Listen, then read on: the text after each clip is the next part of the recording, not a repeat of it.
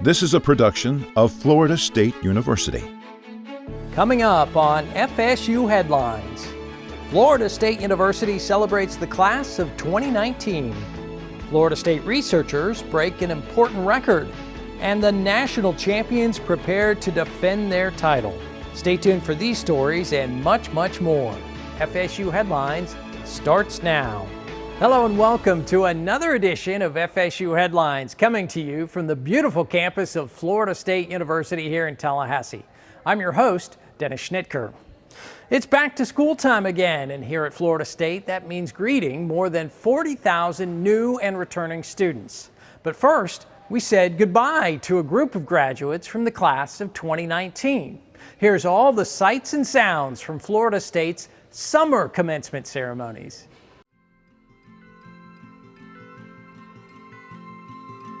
We're assembled this evening to pay tribute to our graduates who have worked hard to earn their degrees and who today embark on new journeys.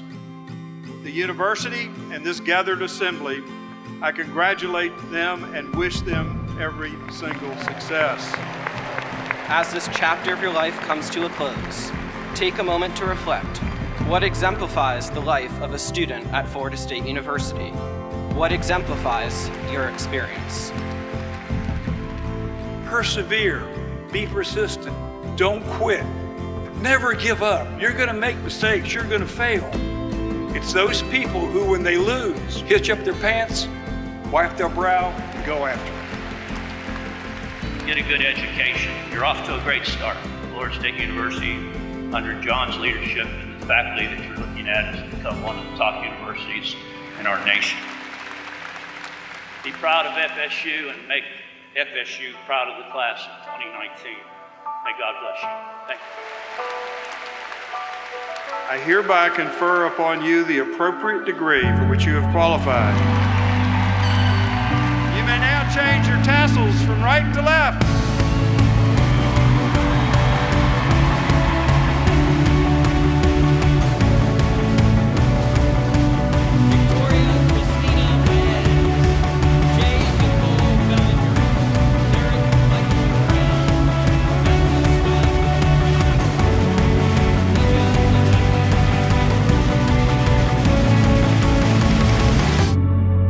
Today, alumni tomorrow, in Seminole pride forever.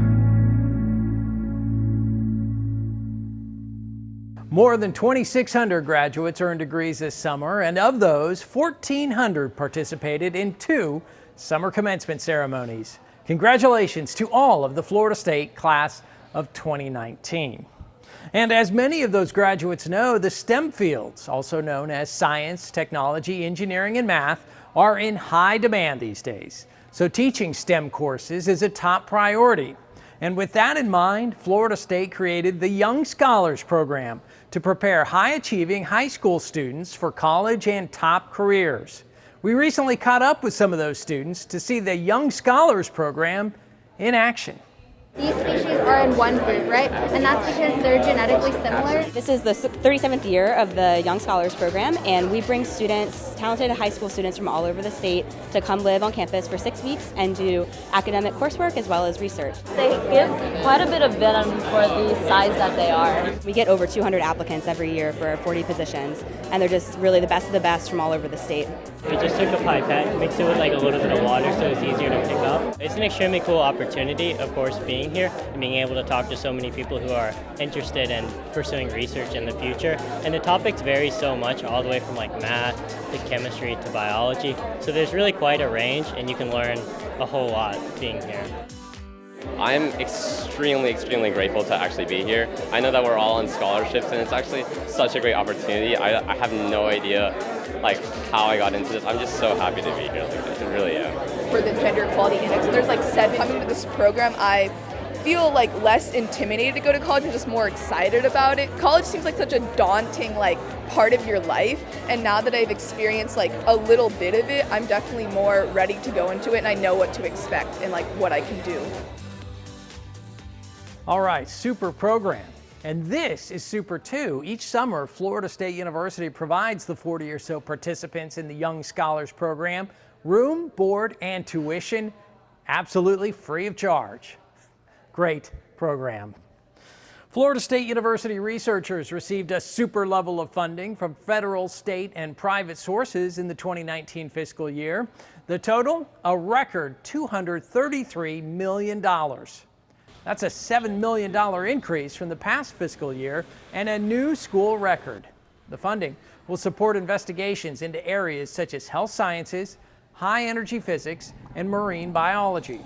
Nearly $8 million will fund the university's 10-year initiative to restore Apalachicola Bay and revive the region's imperiled oyster industry. Florida State is also one of the state's leaders in funding from the National Institutes of Health. Biomedical researchers at Florida State are working on treatments for stroke, migraines, cancer, and Alzheimer's. Our faculty are really exciting. We've got some really good folks. You know, the university's done so well in the last 5 to 10 years in terms of growing, in terms of statute and reputation, and that's allowed us to attract some of the best and the brightest faculty, not just new faculty who've recently completed their training, but faculty members who are established at other universities. They're excited about being here, they're excited about working with us, and when we bring these people here and we put them all together, we create this wonderful critical mass that the synergies are just fantastic, and that's where some of these research teams are able to arise and come forward with multi-million-dollar grants in new areas.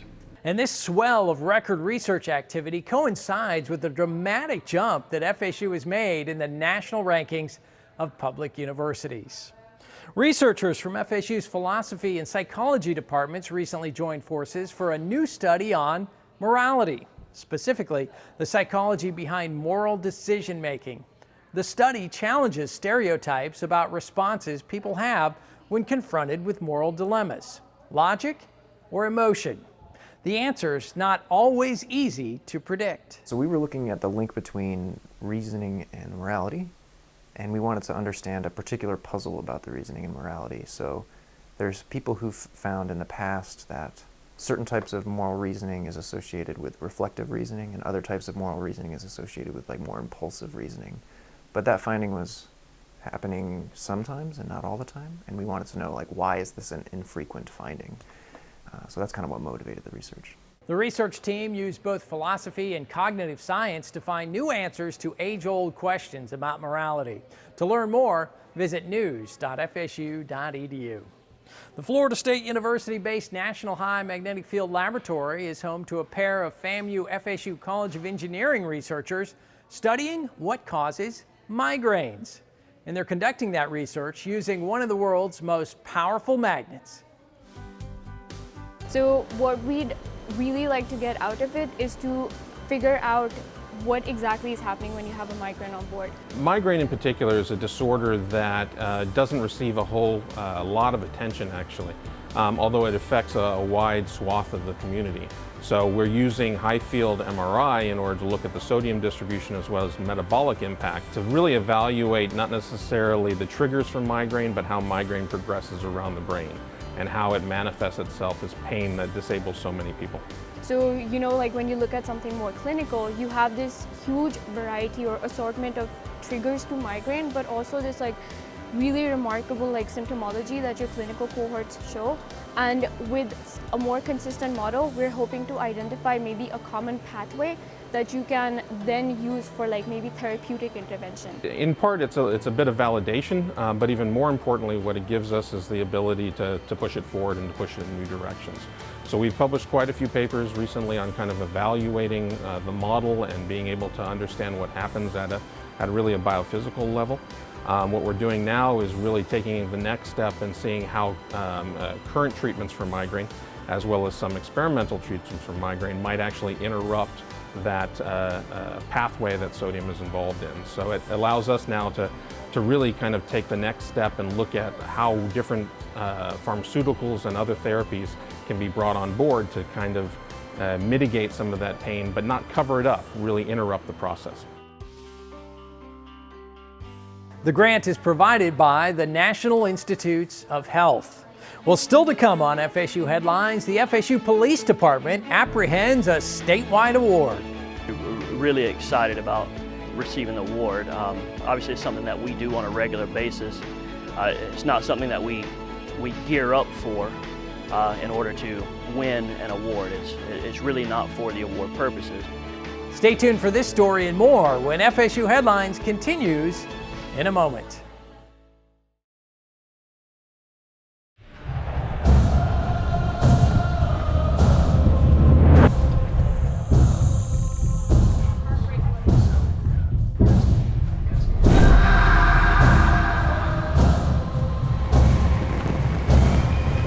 We are Florida State University.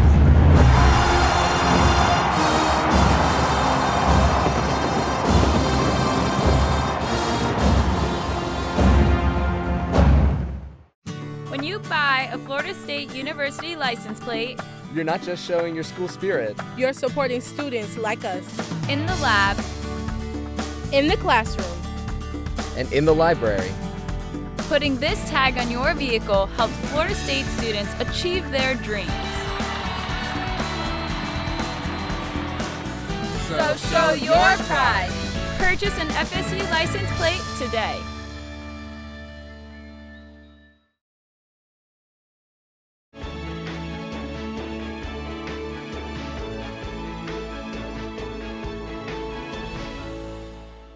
Welcome back to FSU Headlines and to the beautiful campus of Florida State University. I'm Dennis Schnitker.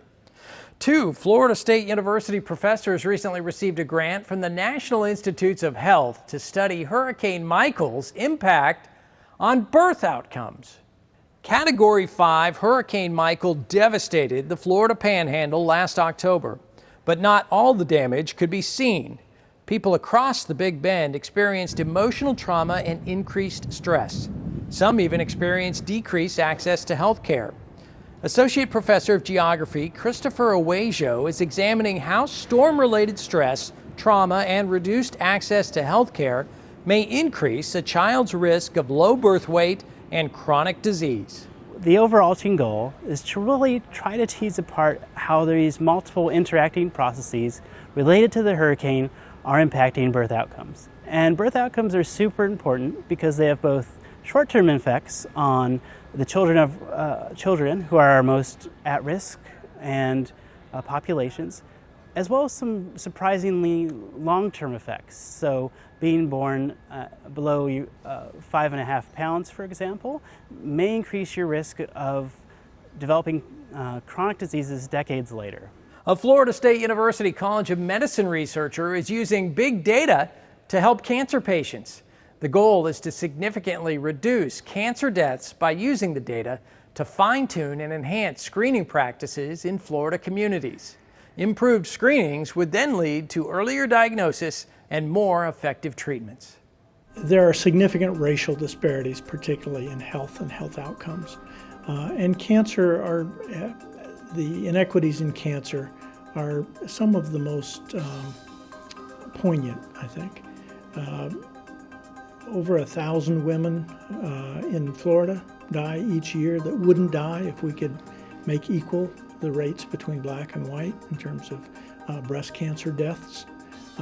And so trying to understand that, trying to change that is important to me. Many people talk about disparities, they talk about racial differences in health outcomes, and then they talk about poverty and they talk about other causes, social determinants. And then they sort of wring their hands and say, ain't it awful, but what are you going to do, and almost act powerless to change it. So a lot of our research in recent years has been trying to change that national conversation, to say that disparities are not inevitable, that there are places that are succeeding in eliminating those disparities, and that if we can identify specific mechanisms and specific leverage points or interventions that could flip the script and change those outcomes and make things more equal.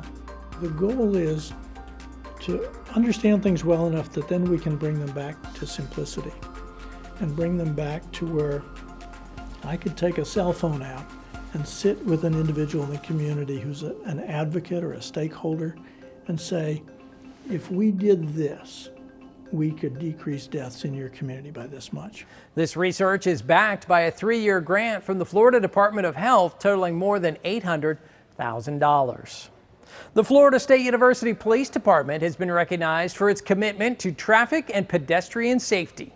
FSUPD placed first in the University Police Division of the 2019 Florida Law Enforcement Challenge.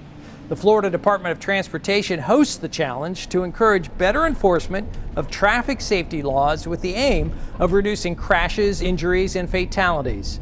FSUPD's efforts in several areas were recognized, including distracted driving enforcement, impaired driving enforcement, motorcycle, pedestrian, and bicycle enforcement, and speed and aggressive driving enforcement. Really excited about receiving the award. Obviously, it's something that we do on a regular basis. It's not something that we gear up for in order to win an award. It's really not for the award purposes. Officers from FSUPD accepted the award at the 2019 Florida Law Enforcement Challenge recognition event. Congratulations and keep up the good work keeping the FSU campus safe. More awards. The newly renovated Swanee Dining Room recently earned Florida State University national recognition. The National Association of College and University Food Services recognizes universities like Florida State for outstanding and innovative food services each year. FSU transformed its on-campus dining experience back in 2018 with the renovation of the Swanee Dining Room. The university not only enhanced the historic Swanee Room's amenities and appearance, but it also improved the food.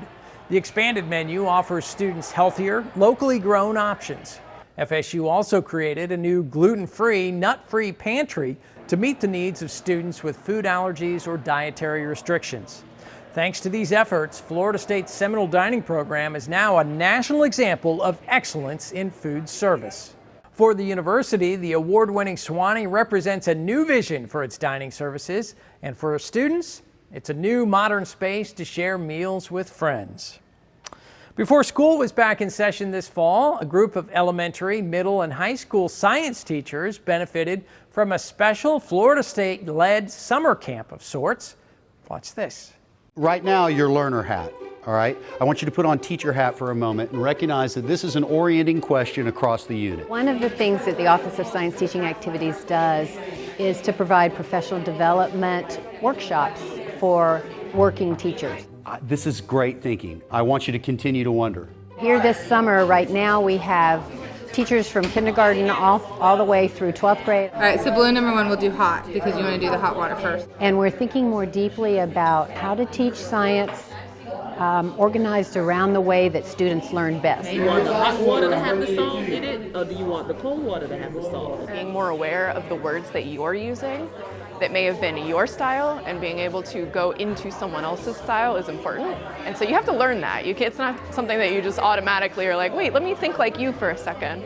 So these workshops and professional development really help you think unlike what you grew up with.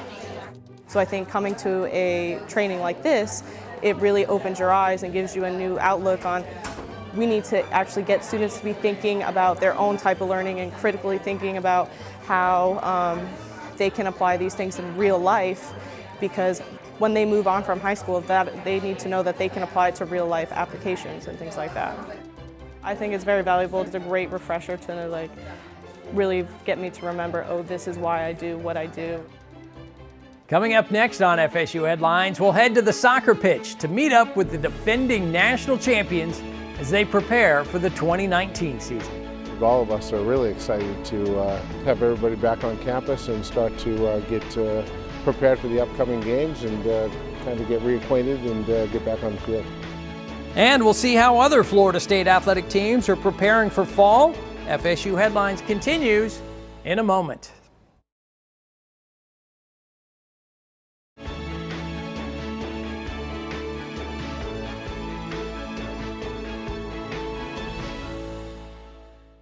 Welcome back to FSU Headlines. I'm Dennis Schnitker.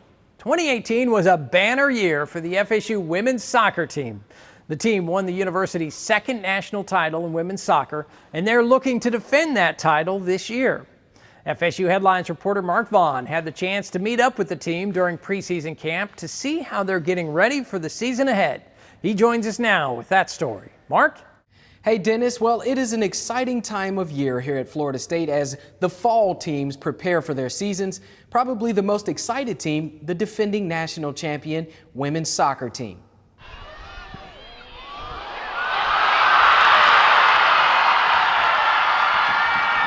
It's not every year that you win a national title. You know, we've been waiting for months for this day to come, and I think all of us are really excited to have everybody back on campus and start to get prepared for the upcoming games and kind of get reacquainted and get back on the field. But it could be for this team of Seminole soccer players as they prepare for the defense of their 2018 national championship.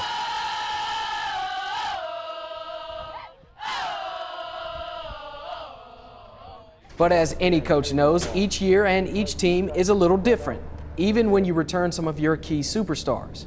We've all been looking and evaluating, reevaluating, making sure that we put ourselves in the best position that we can to go out and compete in each and every game with the end in mind. So how is this team getting ready for this season?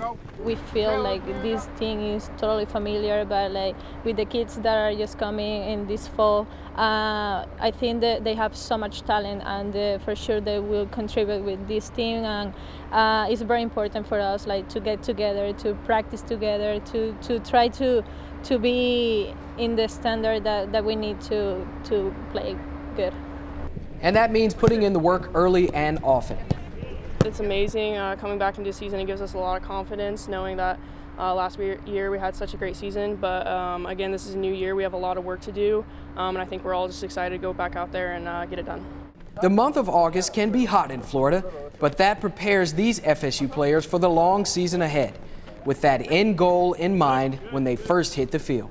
We just want to go game by game and like winning, playing our soccer, playing our style, trying to every game like feel more comfortable with each other, with the coaching staff and with the new players. But I think that it's kind of like a motivation for us to have that title in our shoulders, but for sure it's going to be a hard season.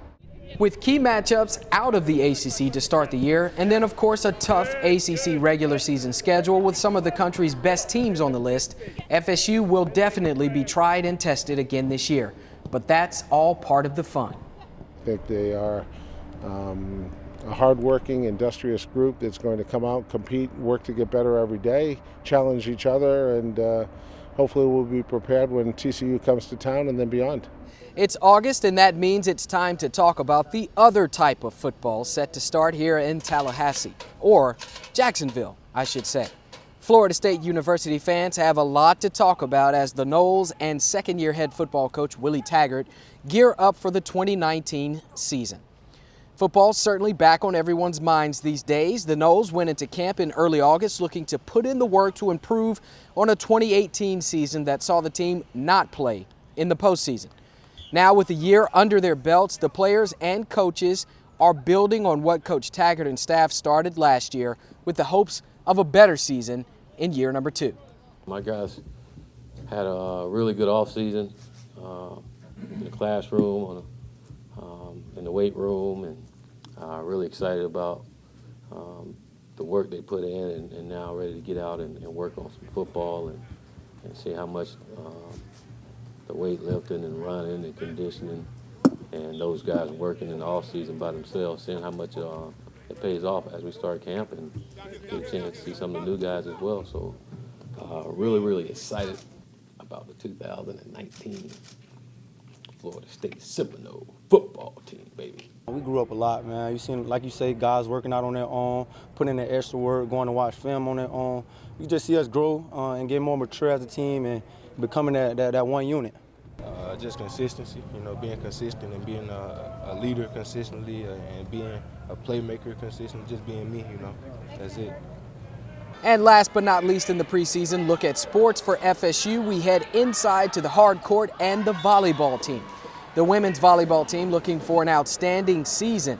They have some returning key starters and some youth added to the roster this year. They'll look for some big wins along the way. The Florida State indoor volleyball team coming off a 15-3 conference season in the ACC last year, but overall going 19-10. They had some tough games against top opponents that all made the NCAA tournament, but that should prepare them for this year's outing. The season starts in late August for the Noles in some road tournaments that will get them in the swing of things before the Seminoles open ACC conference play on the road at Duke and Wake Forest. Okay, that's a little look at the preseason, but remember you can keep up with all things Seminole athletics all year long by visiting Seminoles.com. That will do it for me. Let's send things back to you, Dennis. All right, Mark, thanks for that update. The Florida State women's basketball team still has a few more months before they start their new season. So team members recently put down the ball and picked up some tools to help build beds for kids in need. Check it out.